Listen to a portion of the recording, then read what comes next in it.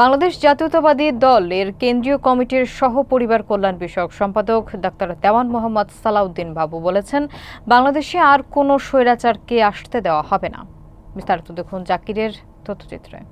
রোববার দুপুরে সাভারের শহীদ নাফিসা, শহীদ মারুফ, শহীদ শ্রাবণ গাজী ও শহীদ মুন্না চত্বর উদ্বোধন শেষে এক সংক্ষিপ্ত বক্তব্যে তিনি একথা বলেন। তিনি বলেন, জুলাই আগস্ট মাসে যারা গুলিতে নিহত হয়েছেন তাদের পরিবারের পাশে বিএনপি সবসময় ছিল, আছে এবং থাকবে। বিএনপি ক্ষমতায় গেলে এসব হত্যাকাণ্ডের সুষ্ঠু তদন্ত ও বিচারের মাধ্যমে প্রকৃত অপরাধীদের শাস্তি নিশ্চিত করা হবে। চত্বর উদ্বোধন অনুষ্ঠানে নিহত পরিবারের সদস্যরা, স্থানীয় বিএনপি নেতাকর্মী এবং অঙ্গ সহযোগী সংগঠনের প্রতিনিধিরা উপস্থিত ছিলেন। বক্তারা দাবি করেন, রাজনৈতিক প্রতিহিংসা থেকে একের পর এক হত্যাকাণ্ড চালানো হচ্ছে, যা কোনো সভ্য রাষ্ট্রে কাম্য নয়। অনুষ্ঠান শেষে নিহতদের স্মরণে 1 মিনিট নীরবতা পালন করা হয়।